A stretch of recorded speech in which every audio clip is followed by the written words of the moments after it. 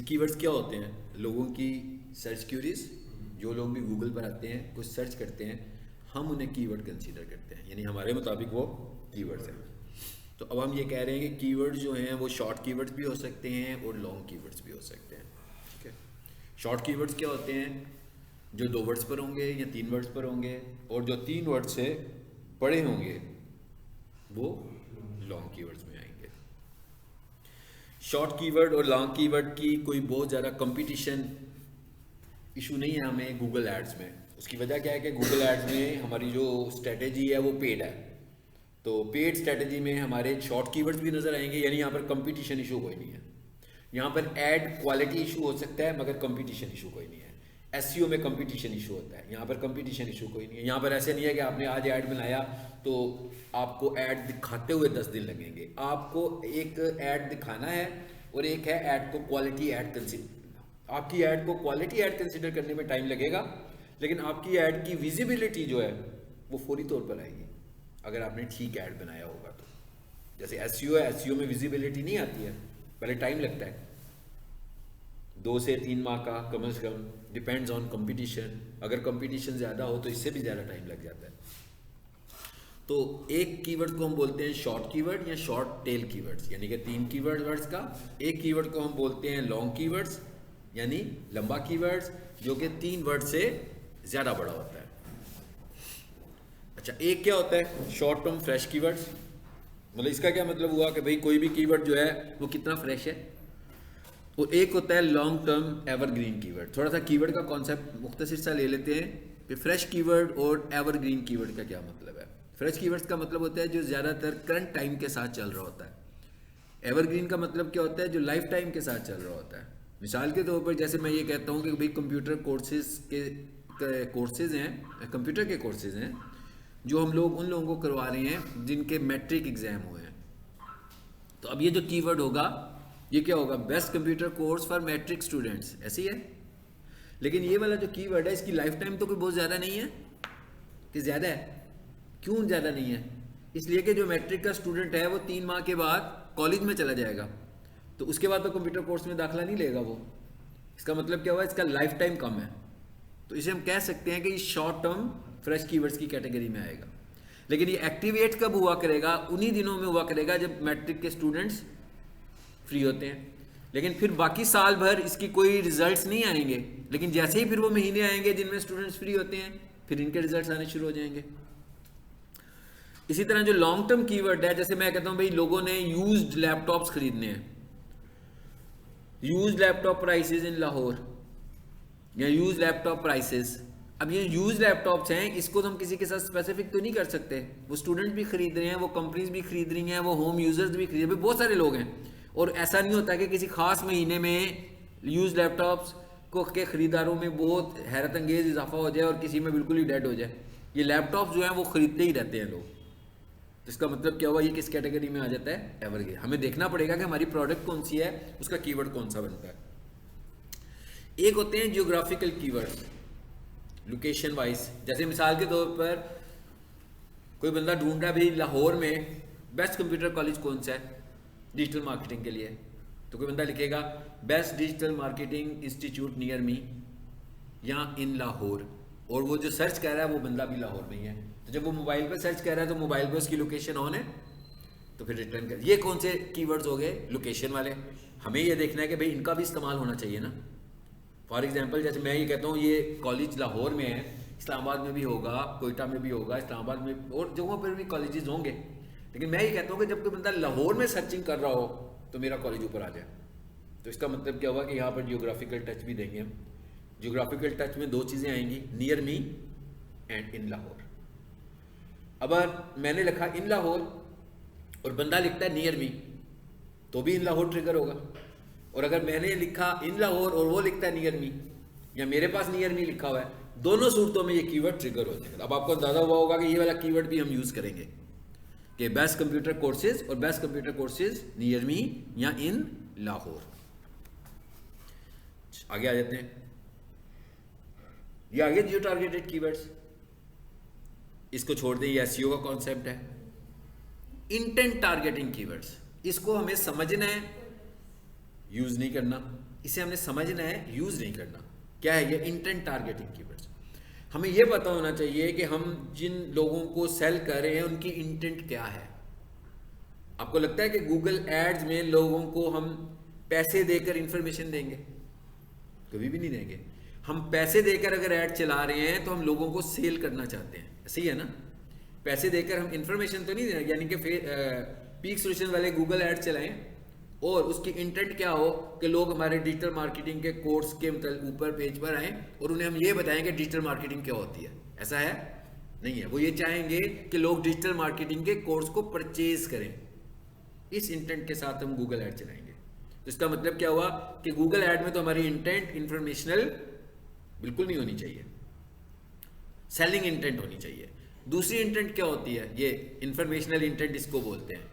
What is lemon grass, यानी कोई बंदा लेमन ग्रास के मतलब जानना चाह रहा है। कोई बंदा लिखेगा ना शॉप लेमन ग्रास, कोई लिखेगा प्राइसेस ऑफ लेमन ग्रास। अगर कोई बंदा लिख देता व्हाट इज लेमन ग्रास, तो इसका मतलब क्या? वो बेच तो नहीं रहा भाई, वो तो इन्फॉर्मेशन देने लगा हुआ लोगों को। तो इस तरह के वर्ड्स के साथ जो कीवर्ड्स बनेंगे ये इन्फॉर्मेशनल होंगे। फिर क्या आ जाते हैं? कमर्शियल कीवर्ड, जैसे अभी मैंने वर्ड बोला शॉप, प्राइसेस, एक्सेट्रा एक्सेट्रा। ये किस कैटेगरी में आएंगे?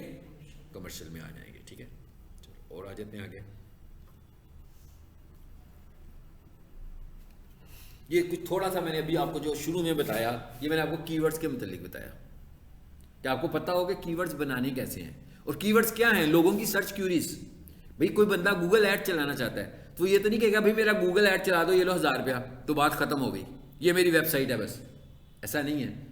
हमें ये डिसाइड करना है कि उसकी वेबसाइट का हमने जब ऐड चलाना है तो वो किस सर्च टर्म पर लोग उसे ढूंढें तो उसका ऐड टॉप पे नजर आए। इसका मतलब क्या हुआ? हमें सर्च टर्म के ऊपर एक रिसर्च करनी है और हमने उन सर्च टर्म्स के कीवर्ड्स फाइंड करने हैं और उनको हमने गूगल ऐड में इस्तेमाल करना है। इधर है, अगर ये खुल गया हुआ है कि नहीं खुला, फाइंड आउट। अच्छा जी,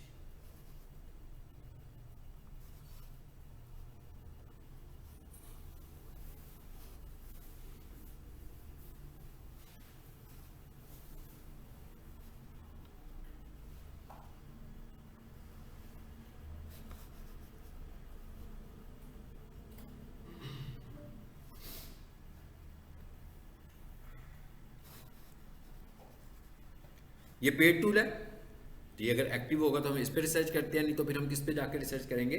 गूगल एड्स पर। ठीक है, मैंने आप सबको गूगल एड्स का एक्सेस दिया है। आप सब ने वही काम करना है जो भी मैं करने जा रहा हूं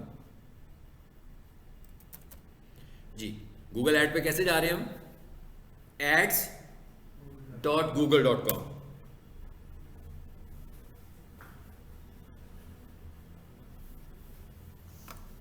क्लिक हियर, इसको क्लिक कर ही देते हैं, देखते हैं क्या करता है आगे से।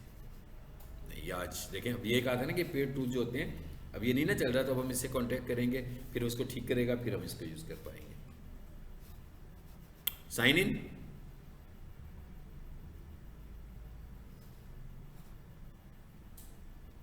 यहां से जो सा भी मैंने यूज करना है, मैंने आपको इसी पे एक्सेस दिया होगा जिसको मैंने अभी खोला है। अभी हम ऐड नहीं बना रहे, अभी हम कीवर्ड्स की बात कर रहे हैं। पहला क्वेश्चन कीवर्ड्स है एड्स बनाते हुए हमारा जी। इधर आ जाते हैं, किस में आ जाएं जी? टूल्स में। और टूल्स में आ जाएं, ये आपके पास भी एक्सेस होगा जो मैंने दिया आपको। आपने उस लिंक पे क्लिक करना है और ऐड को खोलना है और आपके पास गूगल ऐड फॉर स्टूडेंट्स का नाम आ रहा होगा। एक ऐड अकाउंट आपका भी होगा, वो नहीं खोलना, वो नहीं खुलेगा, आपने इसको खोलना है, ये खुलेगा। फिर यहाँ पे आकर आपने प्लानिंग में आना है और कीवर्ड प्लानर में आना है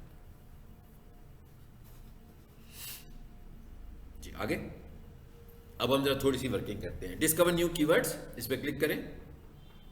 अब यहां पर क्या कहता है? Start with keyword, start with website. ठीक है, तो कहता है भाई कीवर्ड से स्टार्ट करना है कि वेबसाइट से स्टार्ट करना है।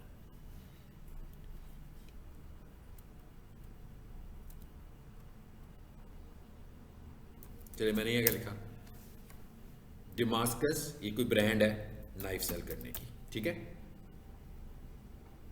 नाइफ, देखते हैं कौन सी वेबसाइट आती है ऊपर।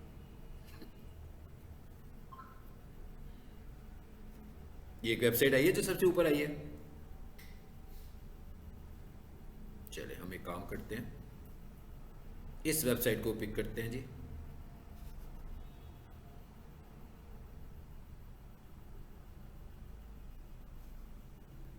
ये यूआरएल कॉपी हो गया, देखा ना मैंने कैसे किया, क्लिक्स करके कर लिया। यहाँ पर आओ, यहाँ पर क्या लिखा हुआ आ रहा है, स्टार्ट विद वेबसाइट। मैं कह रहा हूँ भाई मुझे ये वेबसाइट दी मैंने इसको, ठीक है। अब ये पाकिस्तान की वेबसाइट है कोई, ऐसे ही है ना, तो इसका मतलब मैं सर्च भी पाकिस्तान में करने वाला हूँ और इंग्लिश में करने वाला हूँ। सो मैंने कहा भाई मुझे इसके क्या कहता है, यूज़ द इंटायर साइट, पूरी साइट से निकाल कर दूँ कि सिर्फ इधर से निकाल कर दूँ। मैं कहता हूँ मुझे नाइफ से निकाल दो, क्योंकि इसी पे नाइफ है ना, हो सकता है बाकी कुछ और प्रोडक्ट्स भी वो अपनी वेबसाइट से बेच रहा हूँ। अगर मुझे हो कि नहीं ये सिर्फ नाइफ की वेबसाइट है तो फिर मैं बेशक पूरी वेबसाइट दे दूँ, फिर तो और कोई प्रोडक्ट नहीं होगी इसके पास। तो हम इसे गेट रिजल्ट्स करते हैं, ज़रा देखते हैं कि क्या रिजल्ट्स आते हैं। ये एक तरीका है। इस तरीके में हम क्या करते हैं, इस तरीके में हम लोग वेबसाइट के थ्रू सर्च करते हैं, ठीक है। जब देखते हैं इसमें कुछ दिखाया भी है हमें कि नहीं दिखाया, नहीं दिखाया तो फिर हम दूसरे मेथड पे चले जाएंगे। चलो नहीं, इससे जी हमें कुछ नहीं दिखाया, टू गेट डिटेल कुछ भी नहीं दिखाया, ओके। इस पर क्लिक कीजिए, चेंज कर देते हैं, कुछ और कर लेते हैं, ब्रांड कुछ और कर लेते हैं। चलिए जी, हमने लिख दिया कार्पेट वॉशिंग। इसका क्या मतलब है कि उसने कुछ नहीं दिखाया, इसका मतलब है कि हो सकता है वो वेबसाइट बनी हो और उसके अंदर कोई कीवर्ड टारगेटिंग ना हुई हो, इसलिए उसने उस यूआरएल से हमें कुछ नहीं दिखाया। ये आ गया जी माहिर, ये कारपेट वॉशिंग सर्विसेज, ठीक है। और क्या आ रहा है नीचे देखें, ये की वेबसाइट आ रही है कामकाज। चलें इस पर क्लिक कर लेते हैं और इसको यूज़ कर लेते हैं हम, देखते हैं कि इस पर कुछ दिखाता है, नहीं तो फिर कीवर्ड से करेंगे। ये दो तरीके मैं बता रहा हूँ आपको। एक तरीका ये है कि वेबसाइट के थ्रू कीवर्ड्स निकालना, रिसर्च करना। एक तरीका ये है कि हम डायरेक्ट अपनी सर्च टर्म्स बताकर उसको कीवर्ड्स निकालेंगे। अभी फिलहाल मैं वेबसाइट वाला बता रहा हूँ आपको।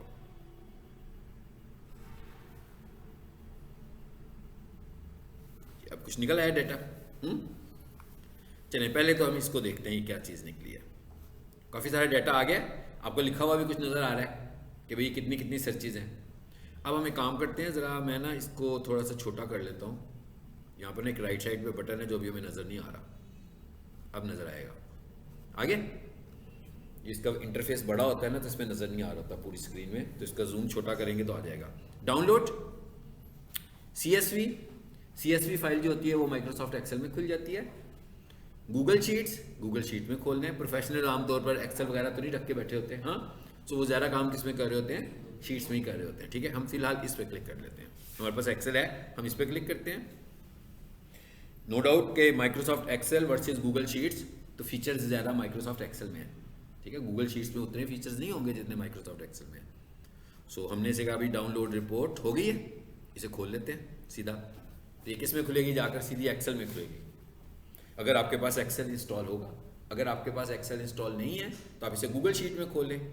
लेकिन गूगल शीट ऐसी है जैसे कैनवा आप यूज़ करते हो, तो कैनवा ऑनलाइन यूज़ करते हैं ना, इसका मतलब क्या, वो उसी वक्त तक यूज़ कर सकते हैं जब आप इंटरनेट कनेक्शन चल रहा हो।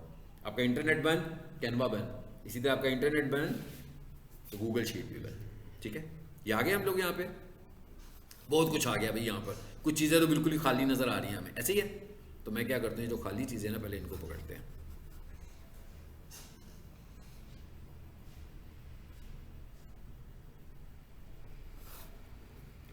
इन कॉलम्स को ज़रा रिमूव कर देते हैं पहले।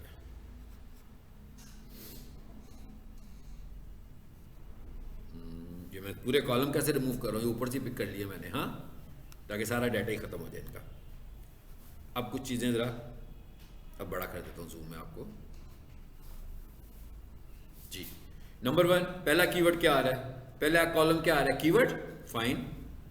दूसरा कॉलम क्या आ रहा है, करेंसी, क्योंकि इस वक्त हम गूगल ऐड की बात कर रहे हैं, सो हम करेंसी को इनेबल रखेंगे जी। फिर क्या आ रहा है, एवरेज मंथली सर्चेस। पता लगे क्या मतलब है इसका, कि भाई ये जो कीवर्ड अभी हमारा चूज हुआ है उसकी सर्चेस कितनी आ रही हैं, ठीक है। रिलेट करता है हमसे क्या नहीं करता, बिल्कुल रिलेट करता है। फिर क्या आ रहा है, फिर क्या आ रहा है, 3 months चेंज। इसका क्या मतलब है, इसका मतलब है कि भाई पिछले 3 महीनों में इस कीवर्ड में क्या कोई पॉजिटिव चेंज आई है कि नेगेटिव चेंज आई है। पॉजिटिव चेंज का मतलब क्या हुआ, सर्चेस बढ़ी हैं पिछले 3 महीने में। नेगेटिव चेंज का मतलब क्या हुआ, सर्चेस कम हुई हैं। आप मोबाइल जरा बंद कर दें, एक्सक्यूज मी, मुझे लगेगा कि मेरी चीज़ें इंटरेस्टेड नहीं है ज़्यादा। 30-40 मिनट पढ़ाना है मैंने, प्लीज़ सब लोग मोबाइल अपना ऑफ रखें, ओके। फिर मुझे अच्छा लगता है, पढ़ाने का मज़ा आता है, ऑन हो तो मुझे मज़ा नहीं आता फिर पढ़ाने का। अच्छा, अब आ गया जी average monthly searches 3 months change, यानी हमें बता रहा है, जैसे यहाँ पर अगर हम आते हैं तो हमें पता लग रहा है, यहाँ पे क्या पता लग रहा है, क्या पता लग रहा है, -90%। तो कहते हैं ये वाली जो सर्च टर्म है इसमें आगे 50 है, इसमें और कमी आई है, और ज़रा देखते हैं किसी में इजाफा भी हुआ कि नहीं, इजाफा किसी में नहीं नजर आ रहा, ऐसे ही है, ठीक है। इसको भी हम एनालिसिस के लिए अपने साथ रख सकते हैं। उसके बाद अगला कॉलम आ रहा है YOY चेंज। YOY चेंज का मतलब होता है ईयर ओवर ईयर चेंज। भाई एक साल में कितना चेंज आया, एक साल को कैसे कंपेयर करेगा। इस वक्त हम जनवरी के महीने में ये सर्चिंग कर रहे हैं, ये पिछले जनवरी के साथ इसको बताएगा कि इस जनवरी में क्या चल रहा है और पिछले जनवरी में क्या चल रहा था, ताकि अगर आप पूरे साल के कीवर्ड को लेकर चलना चाह रहे हैं तो कैसे चलेंगे। ये आम तौर पर ये दोनों चीजें जो हैं इनको हम SEO में कंसीडर ज़्यादा कर सकते हैं, ठीक है, क्योंकि तो गूगल ऐड है, कीवर्ड लगाएंगे चलेगा। हमारे लिए इंपॉर्टेंट चीज़ क्या है, इनकी सर्चेज है। अच्छा, उसके बाद क्या आ रहा है, ये भी इंपॉर्टेंट चीज़ें आ गई। कंपटीशन भी नहीं इसके लिए मैटर करता, तो हम एक काम करते हैं, इस कंपटीशन को निकाल ही देते हैं। भाई कंपटीशन इतना मैटर नहीं कर रहा होता, यहाँ पर सिर्फ इतना ही कंपटीशन मैटर करता है कि जिन कीवर्ड्स में कंपटीशन होगा उसकी कॉस्ट बढ़ जाएगी, और जिनमें कंपटीशन कम होगा उसकी कॉस्ट कम हो जाएगी। चलिए इसको लगा रहे हैं। फिर क्या आ रहा है आगे, टॉप ऑफ पेज बिट। इसका क्या मतलब है, भाई ऐड लगाना है तो बिड करेंगे ना, यानी कि हम गूगल को कहेंगे लो भाई हमारा ऐड लगाओ, तो गूगल को बिडिंग करेंगे कि ये लो इतने पैसे इतने में लगाओ। हम कह रहे होंगे 1000 रुपया हम भी दे रहे हैं आज, तो आज और कितने सारे लोग हैं जो अपनी ऐड लगाने के लिए 1000 रुपया दे रहे होंगे, तो ऐड की बिडिंग होगी कि किसकी पोजीशन अच्छी आएगी। अभी मैं आपको बिडिंग का कॉन्सेप्ट देता हूँ। क्या कह रहा है, कह रहा है भाई कितने पैसों में ऐड लग रहा है आपका इस कीवर्ड के साथ, 24 रुपये में। Top of page bit low range, कहता है जब लोग कम इन्वेस्ट कर रहे होते हैं तो उस वक्त ये आपको ऐड एक क्लिक कितने में चार्ज करने वाला है। Top of page bit impressions की बात हो रही है, कितने में चार्ज करेगा ये, 24 रुपये में। Top of page bit. फिर क्या कहता है, top of page bit high range. इसका क्या मतलब हुआ कि जब लोग ज्यादा इन्वेस्ट कर रहे होंगे तो फिर ये आपको कितना कॉस्ट कर रहा होगा, 100 रुपये का। यानी एक ही कीवर्ड है लेकिन कंपटीटर्स के ऊपर ट्रेंड पे डिपेंड कर रहा है कि जब कंपटीटर्स कीवर्ड पे इन्वेस्ट कर रहे होंगे ज्यादा तो ये 100 रुपये का आपको पर क्लिक पड़ने वाला है। और टॉप ऑफ पेज बिट पे आके पूरे पहले पेज पे आके इस तरीके से करने लगा हुआ। अब क्या हुआ, अब मुझे कुछ आइडिया मिल गया कि कौन से कीवर्ड पे मुझे कितना इन्वेस्ट करना है। मुझे कुछ आइडिया मिल गया कि कौन से कीवर्ड पे हमें कितना इन्वेस्ट करना है। अब आ जाते हैं वापस इधर जरा। अब ये देखते हैं कि ऐड चलाने के लिए सर्चेज को कैसे मैं मेंटेन करूं, कौन सी सर्चेज मुझे चाहिए। तो मैंने क्या किया, एवरेज मंथली सर्चेज वाले कॉलम पे माउस रखा, यहां पर आया सॉर्ट पर और यहां से कर दिया Z2A। सबको पता लग गया होगा इसका क्या मतलब है कि बड़े नंबर्स ऊपर आ जाएं, छोटे नंबर्स नीचे चले जाएं, ताकि मैं फिल्टर कर लूं कौन से कीवर्ड्स को मैं कंसीडर करने वाला हूं।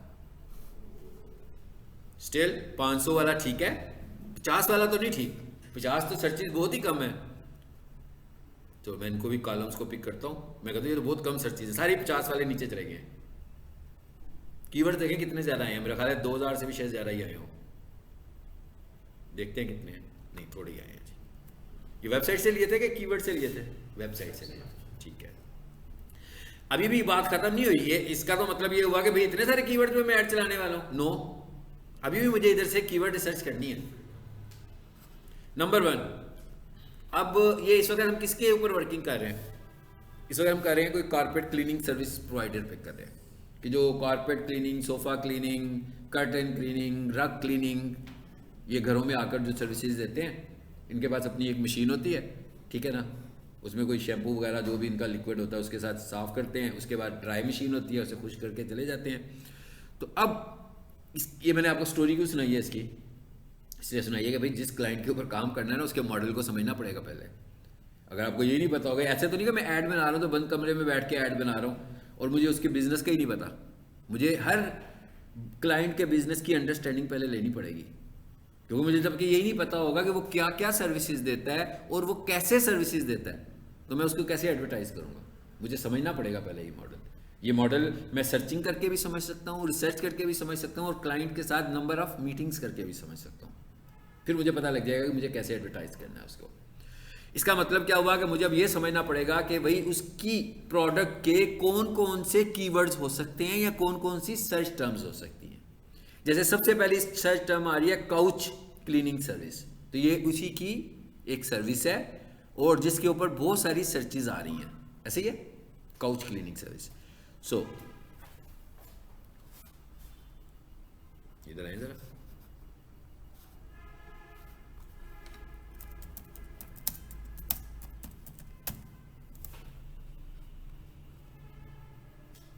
पता लग गया। ये वाली रिसर्च आपको भी करनी पड़ेगी, क्लाइंट टू क्लाइंट समझना पड़ेगा उसकी प्रोडक्ट मॉडल को। कहता है भाई ये काउच में ना ये सब चीजें आ जाती हैं, ये सोफा शोफा सब आ जाता है, इसके अंदर पूरा सेट आ रहा है। हाँ, क्या लिखा हुआ है, piece of furniture for several people to still on, यानी जिन चीजों पे हम बैठते हैं उनको हम क्या बोलते हैं, काउच। तो वो कह रहा है मुझे काउच क्लीनिंग सर्विसेज चाहिए, यानी इसका मतलब क्या हुआ, इसमें सोफा सेट्स भी आ जाएंगे, चेयर्स भी आ सकती हैं। ये सारी नीचे लिखा हुआ है कि इसमें क्या क्या चीजें होती हैं। अच्छा, अब इधर आ जाए वापस एक्सेल में। इसका मतलब क्या हुआ, ये कीवर्ड तो ठीक है, इसकी सर्चेज भी ठीक है। सोफा क्लीनिंग वो भी ठीक है, sofa cleaning service, clean house service, ये मुझे कोई इतना समझ में नहीं आ रहा। मैं क्या करूंगा, इसको रिमूव कर दूंगा। क्लीनर सर्विसेज, अच्छा इसकी भी सर्विसेज बहुत सारी हैं, लेकिन ये भी मुझसे रिलेट नहीं कर रही है। क्यों, क्लीनर जरूरी नहीं है कि वो कारपेट क्लीनर ही हो, हाउस के अंदर बहुत सारी तरह की डिफरेंट क्लीनिंग्स होती हैं। इसका मतलब क्या हुआ कि ये रेलिवेंट कीवर्ड नहीं है, मैं इसको भी यूज नहीं करूंगा। जिसको मैंने यूज नहीं करना मैं उसी तरह कॉलम डिलीट करता जाऊंगा उसका, यानी इसका मतलब मैं इसको शॉर्ट लिस्ट कर रहा हूं। सोफा शैम्पू सर्विस, भाई उसने मुझे बताया भाई हम शैम्पू करके सोफा शैम्पू यूज करते हैं और सोफा सफाई करते हैं इस तरीके से, ठीक है। सो मैंने कहा इट्स ओके, ये भी इसकी सर्विसेज है। अब आपको कुछ अंदाजा हुआ। अब सपोज करते हैं हमने कीवर्ड्स ले लिए, निकाल लिए कीवर्ड्स, मैंने कीवर्ड निकाला है sofa cleaning, carpet washing, sofa washing, couch washing, upholstery washing, ये सारे कीवर्ड्स मैंने आइडेंटिफाई कर लिए, जो कि आपने करने हैं मेहनत करने के बाद एक प्रोडक्ट के लिए। अभी सिर्फ अभी आपका सिर्फ एक क्लाइंट है, दूसरा क्लाइंट आएगा तो फिर उसको देखना पड़ेगा। जैसे मैं कहता हूँ कि कोई हमारे पास जैसे इलेक्ट्रिशियंस होते हैं, जैसे कोई मैं कहता हूँ फ्रिज मेंटेनेंस शॉप होती है ना, जहाँ पर वो फ्रिजों की मरम्मत करते हैं, तो मुझे पहले समझना पड़ेगा कि उसकी बिजनेस का मॉडल क्या है और उसके बिजनेस के मॉडल को लोग गूगल पे सर्च कैसे करते हैं। तो आपने ये देखा कि मुझे ये समझने के लिए कोई ज़्यादा मेहनत नहीं करनी पड़ी। अभी मैंने एक वेबसाइट को पिक किया तो उसने मुझे निकाल कर दे दिया। दूसरा तरीका ये है कि मैं उसको आइडियाज दूंगा कि ये सर्विसेज हैं, मुझे इसके कीवर्ड दो, वो भी अभी सर्च करके दिखाता हूँ। एक हो गया, ये कीवर्ड्स आ गए। अब अगला मेरा जो क्लाइंट है, एक क्लाइंट का डेली बजट है 300 रुपया, मतलब तकरीबन $1।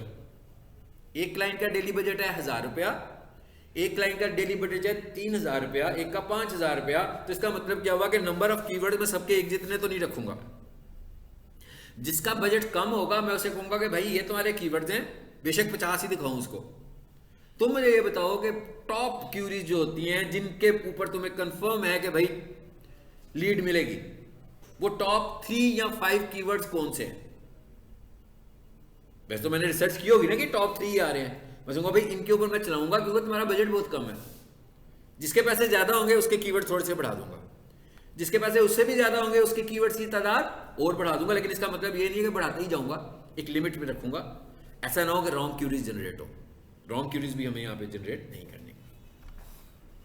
एक तरीका हो गया ये, यानी कि हमने कीवर्ड आइडेंटिफाई कर लिए, भाई निकाल के रख लिए, ठीक है। सपोज कर लेते हैं एक हो गया। इधर आए जरा वापस, फिर आए जरा कीवर्ड प्लानर पे। इस दफा हम यहां पर आते हैं स्टार्ट विद कीवर्ड्स।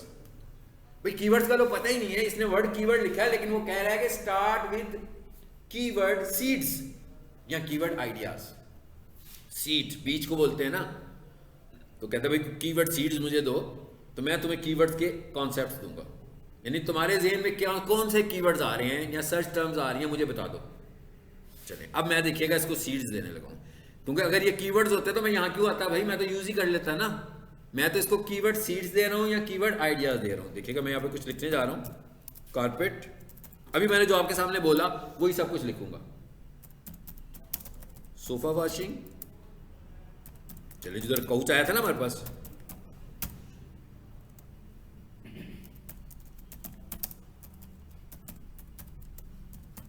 अब मैं कुछ टाइप करता जा रहा हूं।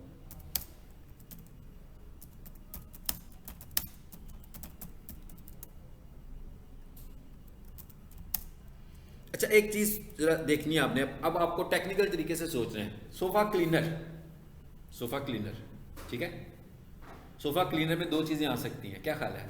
कौन सी दो चीजें? डिटर्जेंट, गुड, डिटर्जेंट भी आ सकता है और बंदा भी आ सकता है।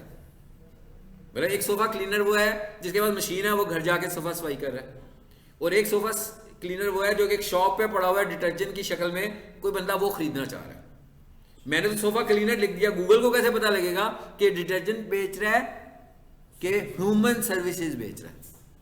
तो क्या ख्याल है फिर मुझे क्या लिखना चाहिए? देखिएगा जरा मैं क्या लिखने जा रहा हूं। गुड, मैंने क्या लिखा? Expert sofa cleaner. एक्सपर्ट का क्या मतलब हुआ? अब ये एक्सपर्ट तो डिटर्जेंट नहीं हो सकता, बेस्ट डिटर्जेंट हो सकता है। अगर मैं बेस्ट लिखता तो लिक्विड हो जाता, एक्सपर्ट लिखा तो इसमें ह्यूमन फोर्स आ गई। तो इस तरह मुझे कीवर्ड्स बनाने। ये हम कितने लिख सकते हैं यहां पर? ये मैं आइडियाज दे रहा हूं ना उसको भी, there is no keywords, these are keyword ideas. ये हम एक बैच के अंदर, एक बैच का मतलब है जो मैं एक काम करूं, ये एक बैच है, एक बैच के अंदर हम 7 से 10 देते हैं। गूगल रेकमेंड करता है कि भाई 7 से 10, इससे ऊपर नहीं रखने, लेकिन ये एक बैच है। और ये जब मैं आइडियाज दूंगा तो अभी आपने देखा उसने एक बैच से जो पहले मुझे आइडियाज दिए हैं वो तकरीबन 1000 दिए, इसके साथ शायद इससे भी ज्यादा दे। फिर मुझे लगेगा कि भाई ये आइडियाज हो गए, उसमें से मैंने फिल्टर किए, शॉर्टलिस्ट किए, मुझे लगा कि नहीं भाई अभी तो मेरे पास कुछ थीम्स और हैं, मेरे पास कुछ आइडियाज और हैं, मेरे पास कुछ सीड्स और हैं, तो फिर मैं दोबारा यहां पे आया, फिर यही प्रैक्टिस मैंने रिपीट की, अबाउट 7 to 10 सीड्स। फिर उसने मुझे उतनी 1000 2000 और निकाल दिया। इस तरह करके जितनी ज्यादा मैं वर्किंग करूंगा मेरी रिसर्च उतनी ज्यादा क्लियर होती जाएगी, स्ट्रांग होती जाएगी। ठीक हो गया? अगर आप चाहें तो अभी भी वेबसाइट ऐड कर सकते हैं जो आपकी है, अगर आपको लगता है कि उसमें कीवर्ड्स हैं या कंटेंट में आपने मैसेज लिखा हुआ है जो कि मीट करता है आपका इन कीवर्ड्स के साथ, मैच करता है इनके साथ। नहीं तो आप इसे छोड़ें और गेट रिजल्ट्स लें। यहां पर लैंग्वेज चूज कर सकते हैं, यहां पर रीजन चूज कर सकते हैं। अब देखते हैं कि क्या करता है जी। क्या हुआ? एक दफा फिर हमारे पास सब चीजें आ गई, आ गई, फिर कीवर्ड्स आ गए बहुत सारे। जरा इसको भी डाउनलोड करते हैं, इस दफा इसको भी खोलते हैं।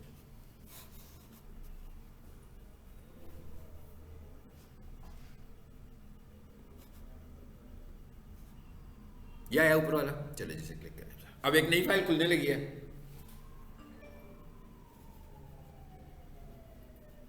ये खुली है।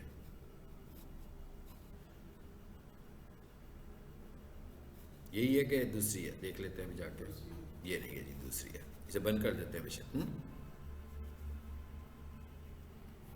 चलो ये चेक करें जरा कितने कीवर्ड्स आए। सिर्फ ये देखें इसका काउंट कितना आया इस दफा, कितने आए? अबाउट 2000। हाँ, इस दफा हमने आइडियाज दिए हैं, कॉन्सेप्ट्स दिए हैं, तो उससे उसने कीवर्ड्स निकाले हैं। एक काम करें जरा इसको थोड़ा सा बड़ा करें, फिर पहले हिस्से पर जाएं और जरा जाकर देखते हैं कि ये जो कीवर्ड आइडियाज आ रहे हैं इसको जरा फिल्टर कर लेते हैं सिर्फ। आगे और आगे आइडियाज फिर दोबारा से एक डिफरेंट मेथड से। मतलब अभी मैंने सोचा कि जो मैंने 7 आइडियाज दिए थे इसके बाद और यूनिक आइडियाज मेरे पास हैं, उसके लिए फिर मैं एक और बैच लगाऊंगा और फिर वो और आइडियाज देगा, फिर मैं उसके अंदर और फिल्टर अप्लाई करूंगा और फिर मैं निकाल दूंगा कौन से कीवर्ड्स होने चाहिए। लेकिन गूगल ऐड चलाने के लिए हम बहुत कॉमन कीवर्ड यूज नहीं करते, इसलिए बहुत कॉमन यूज करेंगे तो हमारे कीवर्ड्स गलत ट्रिगर होने शुरू हो जाएंगे और हमें कॉस्ट पड़ेगी। अभी आजकल हम एक ऐड चलाने लगे हुए हैं उधर यूएसए में नाइफ वाले का। अब वो जो नाइफ है ना यूएसए में, अब ये मैंने लिखा था ना डिमास्कस, ये उसकी ब्रांड है, ठीक है, लेकिन डिमास्कस को बेचने वाले लोग भी बहुत सारे हैं। अच्छा, उसके बाद नाइफ है, नाइफ सेट है, शेफ नाइफ्स हैं, हैंडमेड नाइफ्स हैं। अब ये वर्ड नाइफ आ रहा है, बार बार आ रहा है ना। नाइफ बेचने वाले और ऑनलाइन नाइफ बेचने वाले लोग एक्स्ट्रा ऑर्डिनरी ज्यादा है, यानी कि ब्रांड्स बनी हुई हैं। जब भी कोई बंदा नया बिजनेस शुरू करता है तो उसकी तो ब्रांड बिल्कुल नहीं होती है, लेकिन उसमें ऑलरेडी बहुत सारे लोग ब्रांड बन चुके हुए हैं पहले से ही।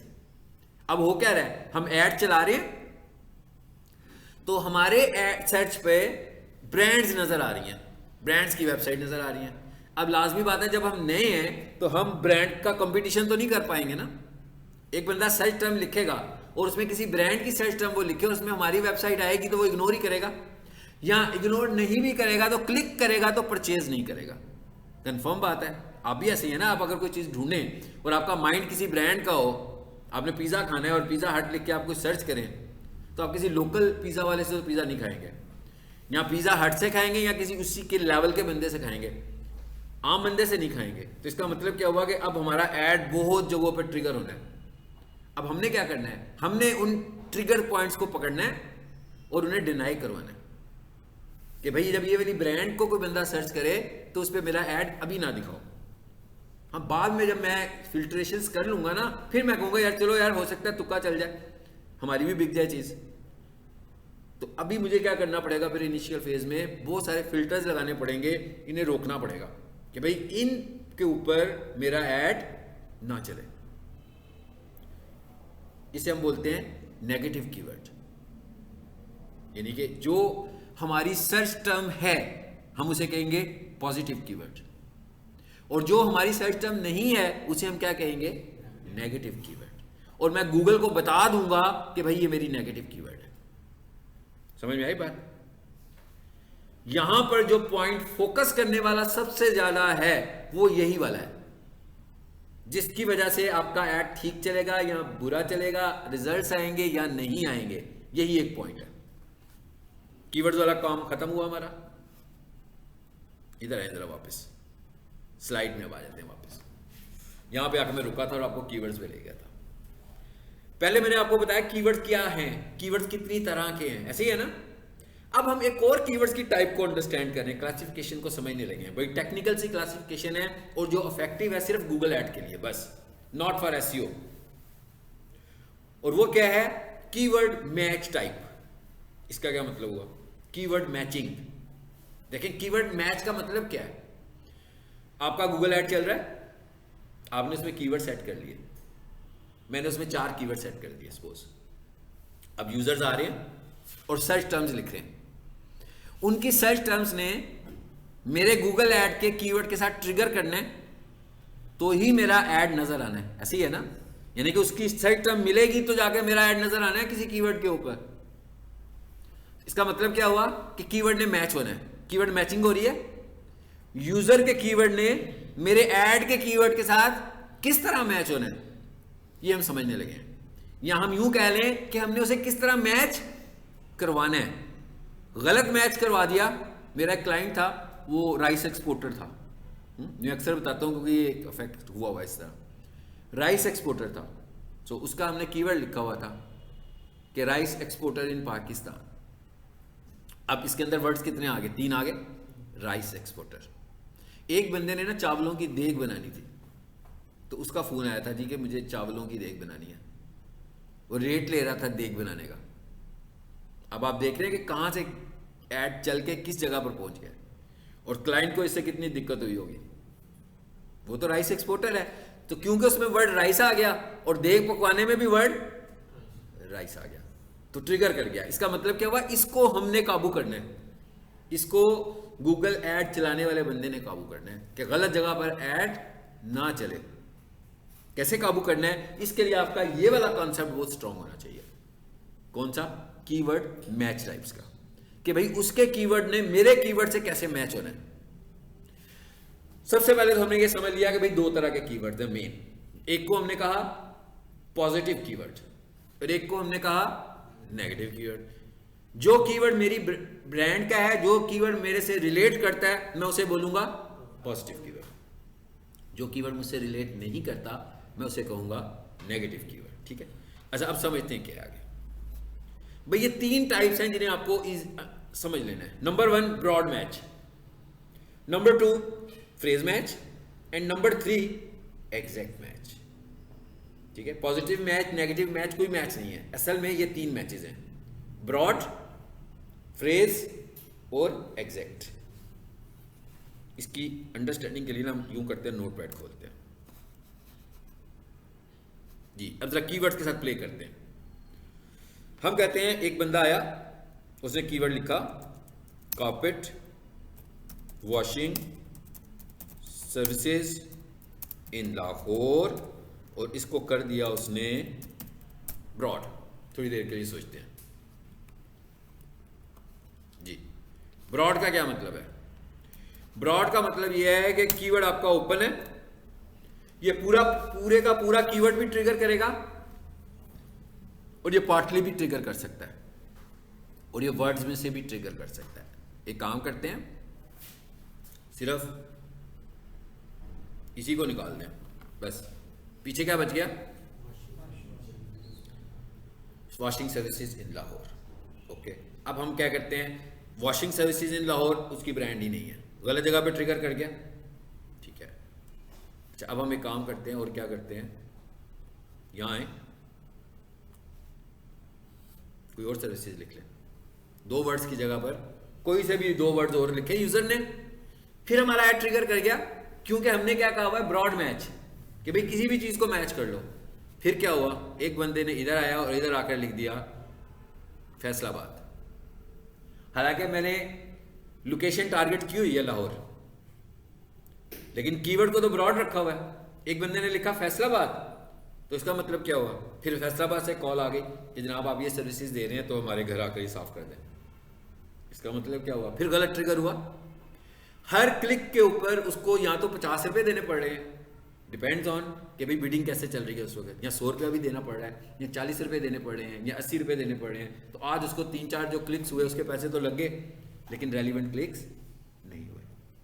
मतलब खतरनाक स्ट्रेटेजी कि ब्रॉड कीवर्ड को रख के हम ऐड चलाएं।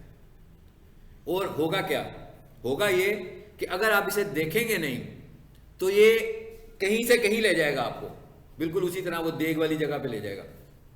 और एक बार देग का वर्ड आया, फिर उस देग के कॉम्बिनेशन के साथ इतने सारे कीवर्ड्स बन जाने एक वर्ड के साथ। इसका मतलब क्या हुआ, इसको मुझे रोज देखना पड़ता है, बल्कि टाइम टू टाइम भी देखना पड़ता है, खास तौर पर जिन्हें हमें ब्रॉड रखा हो। तो अभी हम देखेंगे कि स्ट्रेटेजी क्या करनी है। दूसरा क्या है, दूसरा है फ्रेज। अब इसमें क्या करता है, वो पूरे के पूरे फ्रेज को मैच करता है लोगों से, यानी आपका फ्रेज और दूसरे बंदे का फ्रेज उसको मैच करके कीवर्ड रिटर्न करेगा। It is better than broad but not 100% okay. इन्हें लिखने का क्या तरीका है, पहले को तो ऐसे ही लिखेंगे जैसे ऊपर वाला लिखा। इसे लिखने का तरीका गूगल ऐड में डेस्कटॉप के ऊपर ये है, क्या है, डबल कोटेशंस में लिखेंगे डेस्कटॉप के ऊपर, लैपटॉप के ऊपर, मोबाइल पे नहीं कह रहा। मोबाइल का जब गूगल ऐड यूज कर रहे होंगे उसमें ऐसा नहीं, उसमें खुद ही मैं फ्रेज को चूज करूंगा तो ऑटोमेटिक उसे ब्रैकेट लगेगी, मगर डेस्कटॉप पे जब मैं ऐड बना रहा हूँ उस वक्त ऐसे करेंगे। तीसरा क्या है, दो हो गए फ्रेज, मैंने कहा ये सबसे बुरा, ये उससे बेहतर है। इससे भी बेहतर जो है डेट इज एग्जैक्ट। एग्जैक्ट नाम से पता लग रहा है कि एग्जैक्टली यही वर्ड होना चाहिए तो ऐड चले। इसको ऐसे लिखेंगे डेस्कटॉप पर, इसको इस तरीके से हम लिखेंगे डेस्कटॉप के ऊपर। इसका मतलब क्या हुआ कि अब इन्हीं वर्ड्स के साथ ऐड चलेगा। इसका भी मतलब ये नहीं है कि 100% ऐसे होगा, कुछ मीनिंग के साथ, कुछ मीनिंग डिफरेंट भी हो सकता है, अभी भी चांसेस हैं, लेकिन उतने खतरनाक चांसेस नहीं है जितने ब्रॉड में थे या जितने फ्रेज में थे। हाँ, मैं इसका मतलब क्या हुआ कि अब आपको अंदाजा हुआ होगा कि मैं जिनके कम बजट के ऐड चलाता हूं, कम बजट के ऐड, उन्हें किस पे रख के चलाता हूँ? उन्हें मैं एग्जैक्ट पे रख के चलाता हूँ, मगर उनके कीवर्ड अच्छे तरीके से फाइंड करके ज्यादा कीवर्ड टारगेट कर देता हूँ। उसकी वजह क्या है भाई? क्या होगा, ब्रॉड के ऊपर इंप्रेशन तो बहुत आएंगे, क्या ख्याल है? फ्रेज के ऊपर इंप्रेशन बहुत आएंगे मगर कन्वर्जन्स कम होंगी। लेकिन एग्जैक्ट के ऊपर क्या होगा, इंप्रेशंस कम आएंगे मगर कन्वर्जन्स ज्यादा होंगी। सो ये वो स्ट्रेटेजी है जिसको हम लेकर चलते हैं। सो गूगल ये शरारत करता है क्योंकि पेड है ना, सो पेड में उसका ये होता है कि भाई जितने लोग आ रहे हैं क्लिक्स चलते रहे, क्लिक्स चलते रहेंगे तो उसका ऐड रोटेट होता रहता है, यानी उसके पैसे ज्यादा है। एसईओ में बिल्कुल ऐसे नहीं होता। आप जिन्होंने एसईओ की हुई है उन्हें पता है, एसईओ में तो हम कहते हैं कि गलत ट्रिगर हो ही नहीं सकता, सही वाला ट्रिगर होगा। यहाँ पर तो वो मतलब चेंज ही कर देगा आपका। इसका मतलब क्या हुआ, इसे मुझे रोजाना खास तौर पर जब मैं किसी का नया ऐड शुरू करता हूँ उस पर बहुत ज्यादा नजर रखनी पड़ती है, नहीं तो गलत ट्रिगर्स भी हो जाएंगे। तो कोई बंदा ब्रांड के चक्कर में क्लिक करेगा और पूछेगा जनाब आप इस ब्रांड से बात कर रहे हैं क्योंकि मैंने तो यही सर्च लिखा था तो आपकी वेबसाइट खुल गई है, तो वो कहेगा नहीं जी मेरा ताल्लुक इस ब्रांड से नहीं है तो परचेज नहीं होगी। तो इसका मतलब क्या हुआ कि ये है सबसे इंपॉर्टेंट टॉपिक इसके अंदर अंडरस्टैंडिंग के लिए, कीवर्ड मैच टाइप्स, कि कीवर्ड्स को हमने जब लिखना है तो मैच कैसे करना है। अब जिन लोगों के बजट्स कम होते हैं मैं उनसे पूछता हूँ भाई आपका बजट कितने है, फिर मैं उसे कहता हूँ कि भाई इतने कीवर्ड्स मैं आपको रिकमेंड कर रहा हूँ, इससे ज़्यादा नहीं। उनका भी यही होता है कि इट्स ओके 3-4 कीवर्ड्स लगा दें, इसके अगेंस्ट जो क्यूरीज आए 6-7 उनमें से कोई एक कन्वर्ट हो जाए हमारे लिए। तो कोई एक भी कन्वर्ट हो गया तो जिस बंदे ने 300 रुपये का ऐड चलाया तो उसके पैसे पूरे हो गए। ठीक है, इंशाल्लाह नेक्स्ट क्लास में अब बात करेंगे गूगल ऐड क्वालिटी के हवाले से और बिडिंग क्या होती है और उसके बाद ऐड बनाएंगे।